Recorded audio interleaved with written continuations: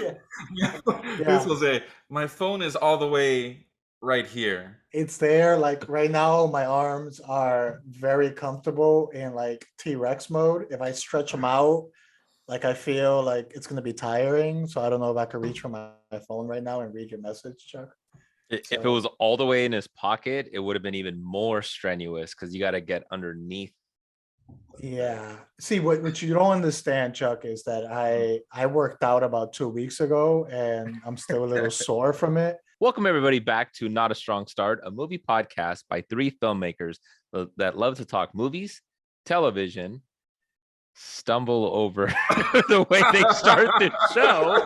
Some of them like to stumble. That somebody is me, and it's not many people, it's one person, and it's me every time. That's not a strong start at all. I freeze and Jose Boom boom kaplaus. I screw up in introing my own name. That's all. Yeah, there you go. We all have something because this is not a strong start. So we always got to stumble somewhere, man.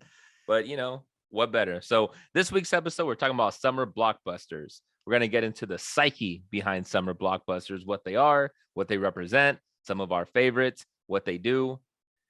I thought we were talking about Blockbuster the store. So I got all ready for that. Like you have your name tag? Yeah, dude. Hold on, let me change it. Yeah. So like the store, you're just like behind the exactly trend, everything. You're racking up some late fees. First, we're going to start off with the current event. Chuck has mentioned his cue was Moon Knight about 7 times in all our episodes. So the finale of Moon Knight happened recently. Spoiler alert. And all I said was that it happened recently. Okay. That's it. The current event is that the labeling by Disney of it changed from series finale to season finale, which is leading a lot of people right now to suspect that we're probably going to get a season 2 of Moon Knight, where everyone believed it was just going to be a one and done, kind of like what WandaVision is looking like. So that's the current event. Any thoughts? I love it. I no spoilers, but I wasn't really into it, to be honest. Like I think I messaged you guys that there was about 5 minutes of Moon Knight. Spoiler alert, 5 minutes of Moon Knight in the first like 4 episodes, and I was like, I love Oscar Isaac, but I wanted to see Moon Knight. I wanted to see more of that. But the last 2 episodes stuck the landing though. They were so good. I thought so, but yeah. There's a lot to dig into that show. We probably can do an entire episode on that show, so we won't get into it right now. Just possible theories and possible little minor things that they hinted on there. So maybe in the future, if our audience is into it, we can do a Moon Knight episode. I feel like I just got shut down right now. Does it feel like I just got shot down right now? Does it feel that way or no? Is this new to you? Is this a new feeling? Because I feel like it's not. It really is a new feeling. Hold on, let me check my notes. Yeah, you got shut down. Yes, exactly. I thought I didn't get to see the finale yet. I still have to catch up on the finale. So really, no spoiler alert. Nothing. I don't want any spoilers, Chuck. Dude, but, it's so good. You got to see when he does the Moon Knight thing. Moon Knight thing, yeah. Yeah. So good. I think overall the show's been pretty good. Oscar Isaac's crushing it in the role. It's been okay. It's not one of my top favorite of their TV shows. You know, I still put WandaVision and Loki above them. And even I think I put Winter Soldier, I think even above it too. Yeah. But it's been pretty solid though. But I got to watch the finale to give it its full thing. But yeah, good stuff, man. So if there's a season 2, I'm cool. I'll check it out. Yeah. I'm game. Without giving anything away, they left it open enough that there's enough to go on for a season 2. Cool. Yeah, like they have to bring them back to life. So okay. I mean, just kidding. Sure. I mean, that didn't happen, but maybe. Sure. Yeah. Well, all right. Blockbuster season. So yes. Dan, to you, can you define Blockbuster season? What is Blockbuster season to you? For those that are listening who have heard the terms but can't really identify what it is. So Blockbuster to me is basically a steel cage match of movies. You get like these big top A actors, directors, they go blow for blow. They're like fucking each other up to try to prove who's the most dominant movie of that summer. That's what Blockbuster. That's what I see as a summer blockbuster. It's a cage match, hardcore, fight to the death. Loser gets their nuts kicked in. That's pretty much what summer blockbuster movie. That sounds about right. That's actually a pretty good description right there. Yeah. Yeah, pretty much. I mean, that's how I see it. That's like where they bring out their big dogs, their most expensive movies. And I feel that's what studios try to make. They're like cops at the end of the month, where they try to meet their quotas and make as much money as possible by giving out tickets. That's what like the blockbuster season does. It's like, okay, this is the season we're gonna make most of the money for like the year. And then some of that money to be able to budget some of these lower movies that can qualify for Oscars. Let's make our money during the blockbuster season. Yeah. How about you, Chuck? Have we had one in a while? Have we even had a blockbuster summer season lately? I feel like with COVID and everything, we haven't had one, right? Like, no, things got delayed. Things went to streaming. So this is our first blockbuster season, I believe, since 2019.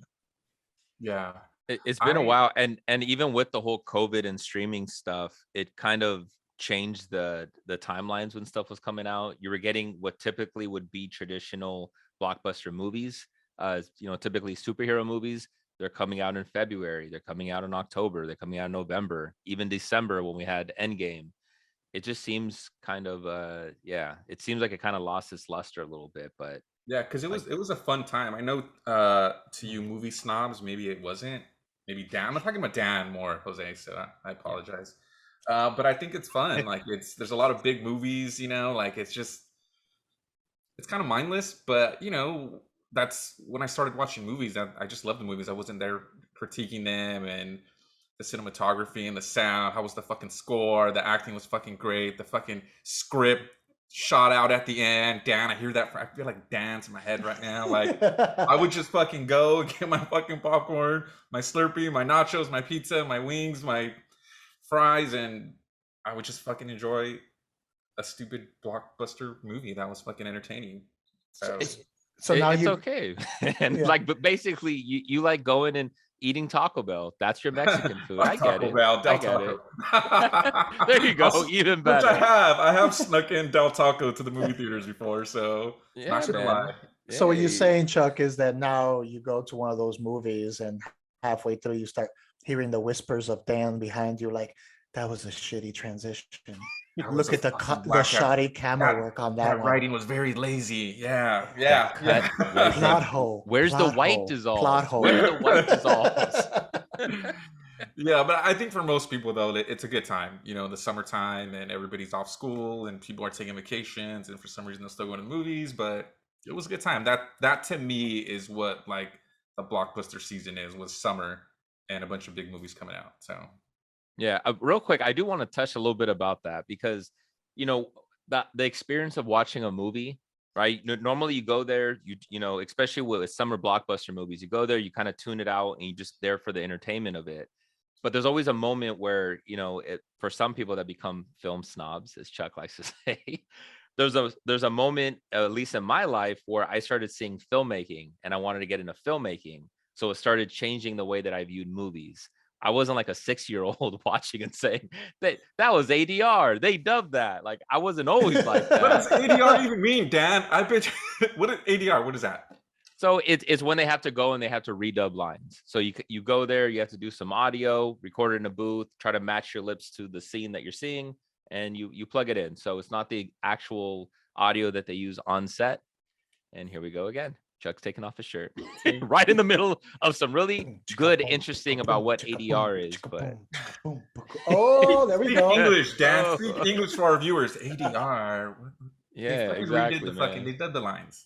Yes, they redub the line. That's pretty much what it is. But see, I already forgot where I was going with this, Chuck. Yeah, that was when you were 6 years old. You were like, these lines are fucked. They need to redub them. No, the sound is It awful. wasn't. It's like the whole thing. Like, you enjoy basketball, but once you start playing basketball, you start figuring out certain tricks and certain techniques. And when you start watching basketball, you start critiquing certain players' attributes. Like, you become more aware of it. So with filmmaking, it's like that. The more I started doing it, the more I started seeing what works, what doesn't. So now when I watch a movie, I can see what's technically wrong with it. So some people are like, man, I don't know what it was. I didn't like it. It was cool in the beginning. I don't know. Something fell off. I can always tell you exactly what it was that went wrong. I don't have to guess for the most part. I can see that. I can agree with you on that. Just Wow. over time, with all the movie came through, and as you participate in those aspects yourself, as you Yeah. do your own writing, as you do your own filming, as you do all stuff, you start noticing it more because you're respecting the craft more, and you're doing your own research just so you can complete your own project. So you start learning a little bit more about it. So I definitely agree with you on that. I am still able to sometimes with certain movies, like I feel expectations are everything. When you go into a movie, you can't hold all movies to the same candle before you go in. So there's certain movies where I'm like, I'm going in knowing I'm just looking for popcorn, shut off your brain, fun, no judging on this, just pure entertainment. And I might give those movies a high rating because I went in expecting a certain thing. I wasn't expecting a critical film. So I do think it's still important sometimes, even knowing the ins and out, to sometimes just enjoy something for what it is and just shut off the brain and just like boom bam kaplow, you know. And that would be like my question to you, Dan. Not an attack, just a question. Like, do you feel that you can still enjoy some of these movies even though you're able to identify like what's wrong with them and what could have been done better? Like, or do you feel like it kind of pulls you out of it, like the suspension of disbelief is just boom, it's gone, right? Yeah. Like, So both, but basically, so yeah, I can still absolutely do it. I'm not really a film snob where I sit there and everything has to be meticulous and perfect. It's just, it really helps me. And it's like, I'm a competitive guy. So if I see movies at work, I want to dissect it and know what is it that's making it work and what's not. Movies that are bad, that are overhyped or start off well and they end up plateauing by the end, I want to dissect it and figure out what exactly they did wrong. But if there's some movies I can turn it off and I can just have fun watching it. So like the like the movie The Room, with Tommy Wiseau. The movie is so technically wrong.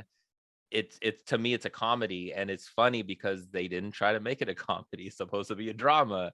I have fun watching it. So I can enjoy those type of things, but I can't completely turn off. Like, I still notice certain things. If I watch a show, or a movie, I can kind of figure out where the storyline's going. I can usually call what's going to happen by the end. That part's annoying, to be honest with you. Like, it's not fun that happens. It's just, I've done writing for so long. I just know where when the writers set up a certain scene, it's there for a reason. So I start to figure it out, and I can start to figure out the cobwebs to certain stuff. So when there's a show like Severance that I told you guys about, second episode we're mentioning this, I wasn't able to catch certain things. So if they can trick me into it, that's when I rave about the writing. Like, man, I couldn't figure out at all where that ending was going. That's when I tell people, like, bravo, like, they got me. I couldn't figure it out. You bring up a good point, and you guys let me know what you think. You too, Chuck. thanks.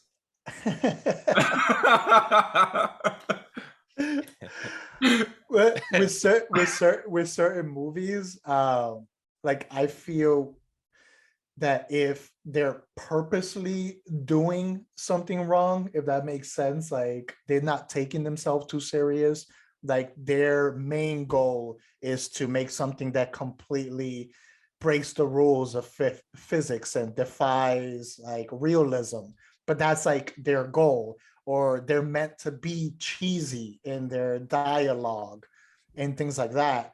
Those are moments in movies where I can excuse the mistakes, because it's like, okay, this was your purpose.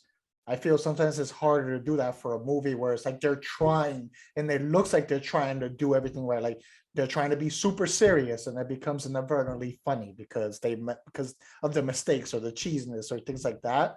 I think that can pull you out more than when you notice that a movie is like, all right, you're purposely trying to be cheesy. You're purposely trying to make me suspend belief and you're not hiding it.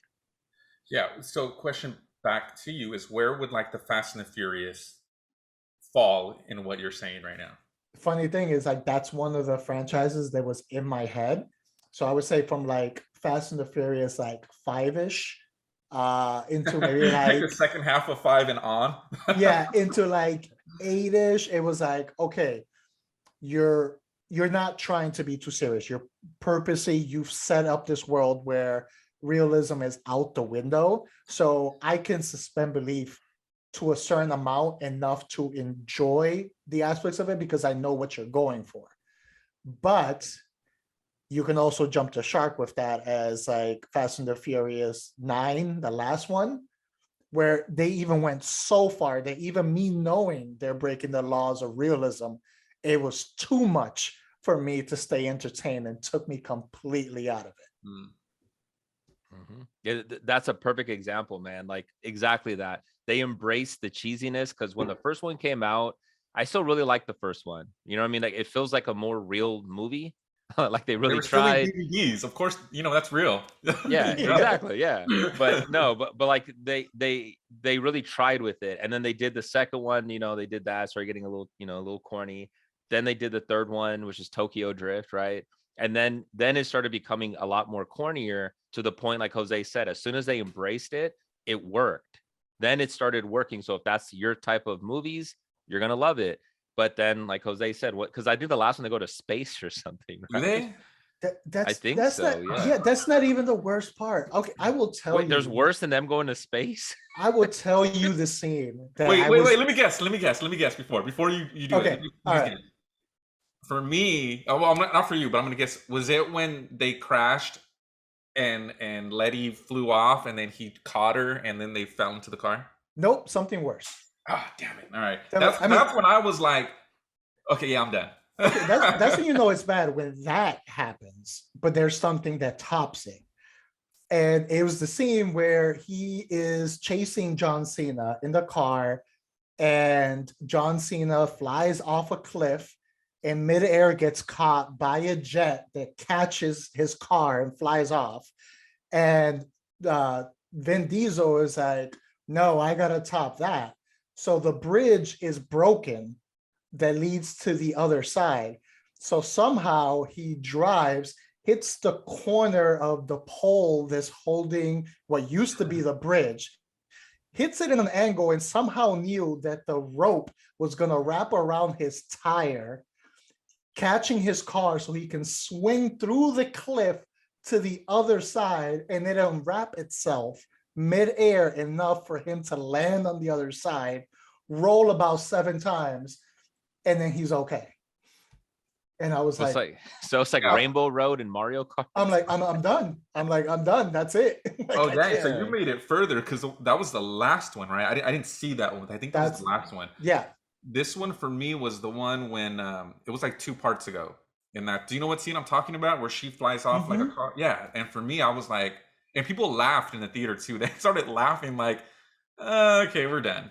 But that Yeah, was it for me. they Yeah. said that wasn't far enough, and then we got Fast and the Furious 9. Did they really go to space?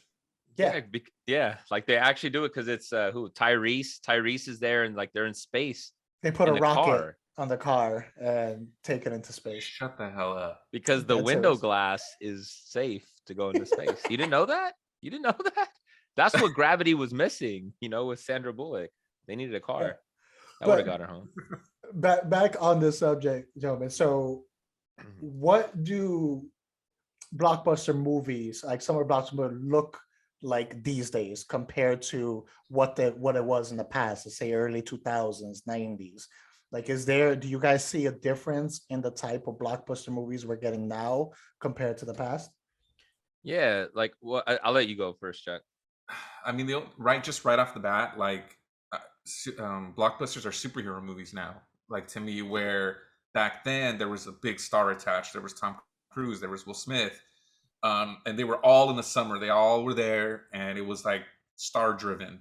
And to me, that was like a big movie, big star, you know. And now I don't know who's a big star, like who really draws in every time. You know, I don't know if there's anyone, you know, that really is out there. Maybe The Rock, maybe I don't even know, you know, but Yeah, I think The Rock is like the last of that blockbuster hero or the blockbuster star, because like what you were saying, the 90s and 2000s was big on that, right? You had the Arnold Schwarzeneggers, you had the Sylvester Stallones, you had these actors that would carry it, the Tom Cruises, even I guess Tom Cruise to some extent with Mission Impossible. yeah. But now you just don't, that whole summer blockbuster thing is just kind of gone now. It doesn't feel like that anymore. Even the superhero movies come out in different months. They come out in February. They come Yeah. out in, you know what I mean? Like they come out in different seasons. They come out in fall. They come out at the end of the year. It just doesn't, I feel like it's lost its luster. I don't feel like it doesn't feel like the same way it used to. You know what I mean?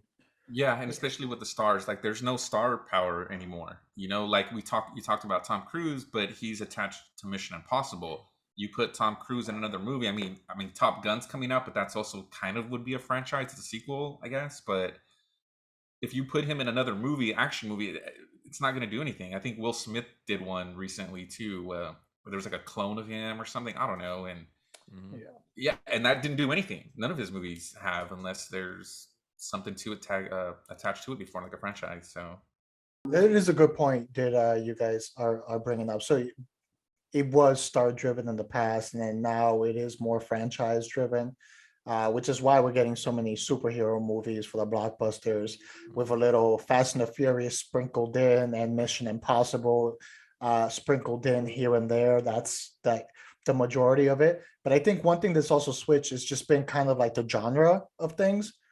Like I don't know if you guys remember the old blockbusters. It used to tend to focus more on thrillers, disaster films, Mhm. like things like that. And then now we're going more into like the comic book, Marvel and DC. They tend to dominate most of them, which I think it leads to like Dan's point. There's so many of them that it's like they have to spread it out. So we have to get some in December. We have to get some in February, because if not, literally every weekend we'll probably have a superhero movie in the summer. But I think, like you guys said, that what drives these blockbuster has switched. And then also the genres have kind of evolved of like what we're getting now for the blockbusters. Yeah, especially in the last few years, like with COVID and the pandemic, it halted a lot of productions. So movie studios, obviously with movies not coming out in theaters, they were losing revenue. So movie studios had less projects that they were making and developing. So because of that, a lot of independent, a lot of smaller budget movies weren't getting created anymore. Instead, they just started focusing a lot on big tent projects. It became a lot more franchises, and that's still kind of evolved into the movies that we're seeing today, where you don't see, there's not a wide range of movies anymore. Even new movies that are coming out in theaters, we don't get that many movies. You know what I mean? It just tends to Mhm. be a lot more franchises. Like that's still what Yeah. we're getting. A question for you guys, and I do not have a personal answer for this. Um, when was the last uh, one-off blockbuster movie that you guys have seen, like original one-off It has to be a non-franchise blockbuster blockbuster. movie? Yeah, It like has to summer, be. because we're talking about summer blockbusters. When Yeah. was the last summer blockbuster, big budget movie that was not a sequel, part of a franchise, that it was just original one-off? Okay. So I have one because I wrote down a list of some of my favorite ones. The last one I see of the year that wasn't a franchise was Inglorious Bastards. Quentin Tarantino's Inglorious Bastards. Technically, that was a blockbuster movie, I guess, even though it came out in the summer and it did well and it was big budget, big actors. It to me, it'd be hard for me to really classify that Yeah, as a blockbuster. same here. You know what I'm saying? Because it's not your classic or typical, but they had it listed under it on Rotten Tomatoes. So, I don't- what would you classify? Like, what actor, what director, what symbolized to you what a real blockbuster is? I mean, in my head, if I had to just name an actor, it would be Will Smith, who was Mr. Blockbuster for many years. Yeah. 4th of July too. It was always Yeah, around it was 4th of always my July. birthday weekend, and I can That's right, always we talked count about on a blockbuster Will Smith movie. You know, you had Independence Day, you had the Men in Black franchise, you had Bad Boys. So you had a lot of these big. Wild Wild West. It was. It was in there. It was Yeah. a bomb, but it was there. Yeah, it made money though. But yeah, that would be the actor, and then the director. I mentioned them earlier, but like Michael Bay screams blockbuster. Yeah. He's not the best director for blockbuster movies, but he's the first one that pops in my head because his whole style screams blockbuster movie. To me, I'd agree with you on the actor. For the director, I'd have to go Spielberg, just because he literally created it with Jaws. He created the summer blockbuster. You know, then he even followed that up. He had Indiana Jones that came out around that time in '81.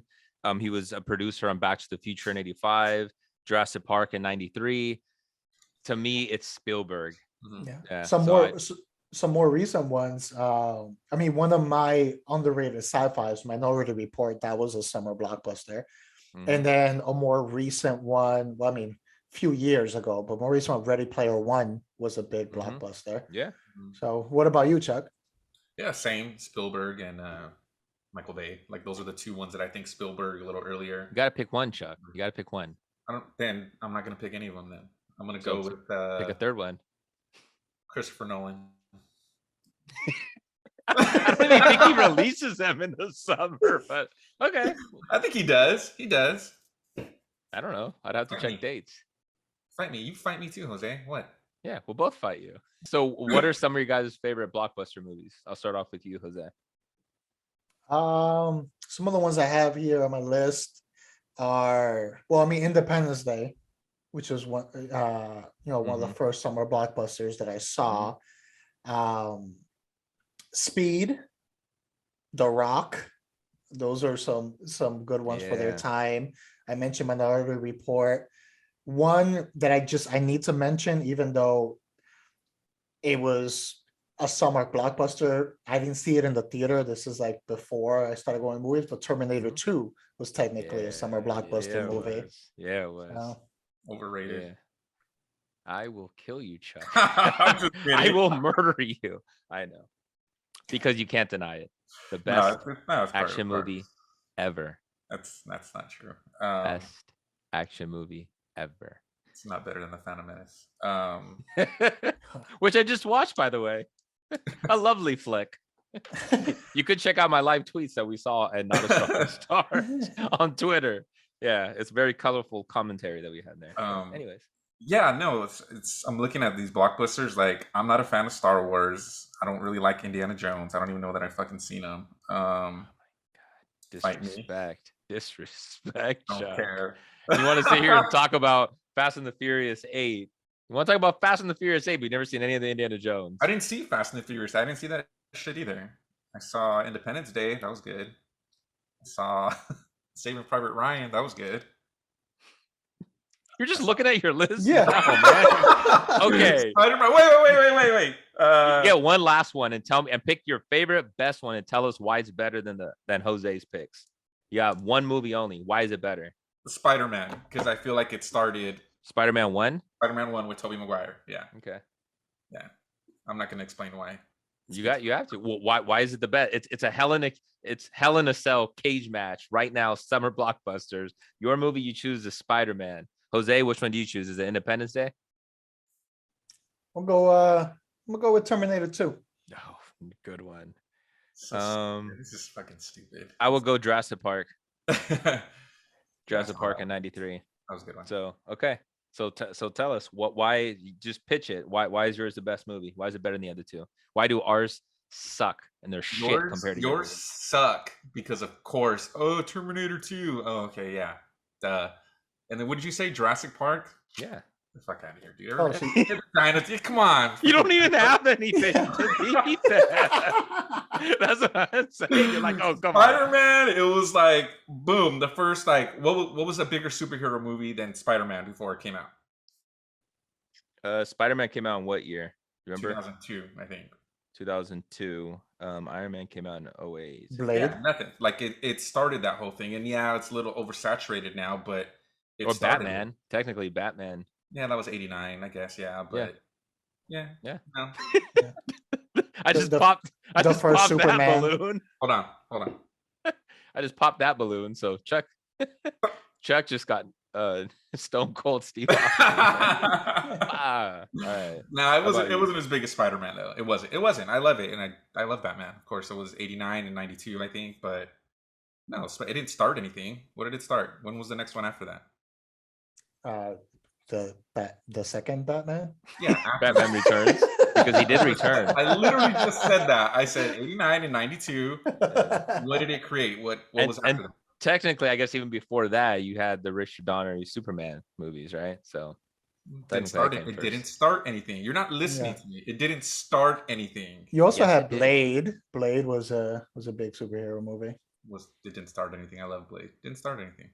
Okay, so what did Spider-Man technically start because they didn't use that universe? Yeah, they did. Did you not Much see? later, but they didn't use it for a right? while. But they used it, right? That doesn't mean it doesn't. They didn't figure this out 20 years ago. Oh, we're gonna reuse it in a movie 20 years from now. No, So they just what- did it because it's convenient. Chuck, what came out first, Spider-Man or X-Men? Ooh.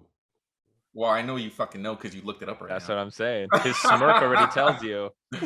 Jose wins. So who started who? What? Huh? Who? Huh? Spider-Man. Eh? Spider-Man.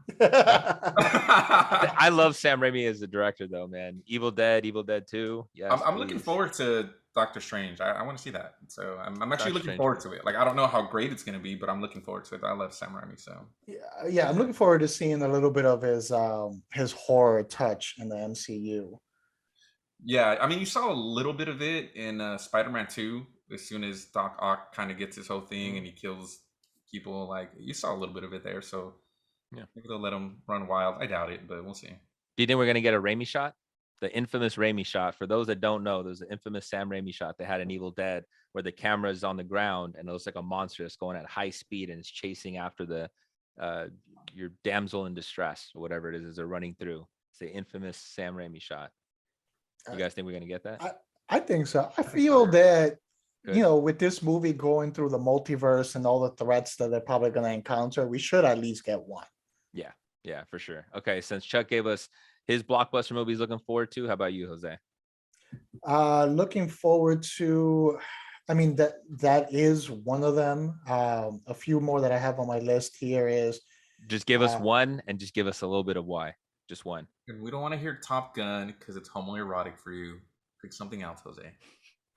oh, there goes my list. Have you guys, just real quick, have you guys seen Top Gun in the last 5, 6, 7 years? Yeah, of Yeah. course. It's pretty gay. Yeah, I mean, this isn't new. Yeah, information. It's Like, known everybody knows facts. that. Yeah, I it's mean, a when I known saw it fact. when I was a kid, I was just like, what the hell, you know? And Yeah, now they were there like, playing volleyball. Now you're playing watching. Like, volleyball, there's little really shorts no. with their shirts off. Like, I'm like, Yeah. oh, that's what people do. Yeah. Yeah, And watching yeah. it as I'm older, I'm like, oh, what's going on here, dude? Yeah, no, it's been a run-on joke now for probably for like Yeah. 10 years. So Yeah. that's what it is. But I guess if I have to pick one, well, it's a tie for me. No, It's a What? damn tie no ties. If because it's Doctor Strange, because Doctor it's Strange two could be one of them. genres. Because it's two genres. Okay. All right. So one is the new Thor in there. Thor? You know, Love and Mhm. Thunder. yeah, Love and Thunder. I said Thor door. 4. You said door. Yeah, because I was like, is this like the room, the door? What? Or is It's the this... sequel. It's now a franchise, man. I'm like, wait, is this a documentary on the band? Next is the What are window. you talking about? Jim Morrison? Anyways. Go ahead. Love and Thunder. Okay. Love and Thunder. Just I loved Ragnarok, so I think Mhm. that's gonna be good. Taika And then- Waititi, man, he really revolutionized. Like he really turned that franchise around. Exactly. Bravo So to him. I think that's going to be great. So I'm looking forward to that one. And then also just because of the horror fan in me, I'm looking forward to Nope. Just because Peele has nailed it so far for me with the movies that he's come out with. So right now he's got my full confidence that anything that he puts out, horror movie wise, I'm in those seats. So those would be the two for me. You liked I Us? Was it called Us? Is that what it's called? Us? Mm-hmm. You yeah. like that? Yeah, watched Okay. it like 3 or 4 times. So I like Get it Out got more than I like Us. Okay. yeah, it got better with each view. Okay, well, we'll definitely get into that one. The two that I was gonna mention, Jose just said it, so I won't. Those are the three most that I'm looking forward to, are the three that you guys said. One that I'm gonna say that I'm curious about, but I'm not looking forward to it. I'm more curious is Avatar 2. Oh, that's not the one I Yes, thought you were gonna say. exactly. The reason why I'm saying that is because it's been so long since it came out. And when Avatar 1 came in, I was into the hype, man. When it first came out, it looked amazing when I was in theaters. The more I kept rewatching it, it's like, this is literally just Fern Gully. You just gave us Fern Gully and you just regurgitated the storyline. So I'm really not that much looking forward to Avatar 2, but James Cameron is that dude. Like, James Cameron is amazing. So he's took this long to come out with the sequel, and the early buzz that we're hearing from some of the actors is that it's amazing. I'm really curious why he took this long, what technology he developed for this new movie. That's what I'm curious about Avatar 2. Well, for this new movie, he actually created these creatures. Uh, so that's why it took him so long. Yeah, He needed to create them in the lab, let them grow, and so he's using actual creatures for this one. nice. You I love know, it. Perfect. fun Innovative. bit of trivia for you guys. That year that it came out, the two best movies that year were, like, in the Oscars and just in general, Mhm, was Avatar and the Hurt Locker. Mhm. mhm. I walked out on both those movies that year. The Hurt Locker, I didn't love either. Yeah, I walked thought out. it was a little overhyped, to be honest with you. It had some good moments, but I thought it was a little overhyped, and I'll leave my opinion to myself. But what's interesting, wasn't it wasn't It was Catherine Bigelow and James yes, Cameron, and they were that's exes. exactly. So that was interesting because they both went against each other for the Oscars, and you felt like it was Yeah, payback. and I didn't like either of those. Yeah. Well, I mean, it was a bad year for movies. That was Yeah. kind of like, you go out to the bar and you're looking for someone, and it's just like a bunch of sixes, and then by the end of it, you're like, I guess a six it is.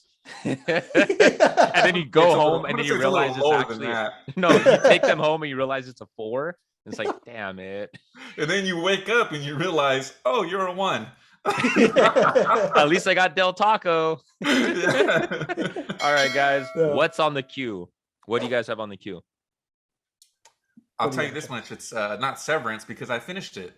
I watched the first 2 episodes, and then while I was away on vacation, I went on Wikipedia and I looked at the next 6 episodes and read them. So dumb. Beautiful You're show. So dumb, fucking dude. great, The man. visual. Oh, This is where the wow. snobbiness comes into Oh, play, wow. because the writing when was amazing. Oh my god! As I was reading each episode, I was like, "Where's it gonna go next?" Oh, it went here.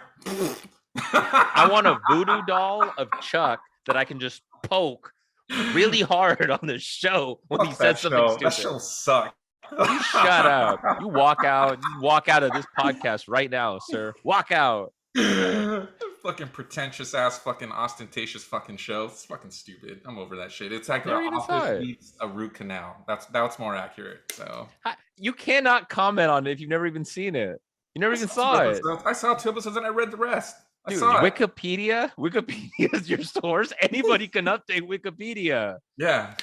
Yeah. Great. So yeah, it was excellent better writing by better on Wikipedia. Yeah, I'm sure Joe in Iowa did such a phenomenal job on Wikipedia. I texted you guys the other day. I was like, I finished it. Something you guys should put on your queue. It's probably one of my top action movies that there is, was the Mission Impossible Fallout. Okay. Which is surprising because it's so far in the franchise. Usually you don't expect some of the movies to be getting better, but that is one franchise that kind of is either equaling or getting better with a lot of their movie releases. And I feel Fallout was probably one of the best in the series, and just a great overall action movie. For my movie, it's Everything Everywhere All at Once. The movie's awesome. I don't know if you guys heard about it. It's I don't think it's an independent one, but it's like a slow release movie that they release in selected theaters. Short Round from Indiana Jones is in it, which is also Data and Goonies. Does really good movie, really good movie. I enjoyed it. The comedy's really good. Chuck, you would love the type of comedy that's in it. The writing is done really well. Jose, you'd appreciate that part of it. It's just a really good movie. It has a lot of cool action, but it deals with multiverse. So you have a character that there's different versions of her in different universes, and she taps into them to acquire certain traits to help her get out of this, to fight this villain. But Jamie Lee Curtis is in it, does a really good job. Really good movie. How was the I did- ADR? Is that what it is? ADR? No. ADR. How was the ADR? Well, they didn't need ADR because Oh. ADR is if you're on set, you do a scene and you fuck up the audio and you have to go and re-record it. So Oh, so it was good. They didn't need it. yeah, The- they didn't need the it. audio was good. Yeah. So, And so so on this ADR, I'm gonna ADR all your dialogue in this episode to my voice and just compliment me and Jose the entire time. so what I'm gonna do is I'll watch it then because I am looking forward to watching that. Cool. And then I'll go to Wikipedia and I'll write a summary for Thank you. for Chuck. Yes. You know, for that, since that's his source for watching everything. But if you can add a little nugget of something comical, so when he says it, because he's so a movie savant, and he's gonna talk about how he's this snob and he already watched it. He's gonna say about how the main character just eats Del Taco, and we're just gonna be laughing our asses off.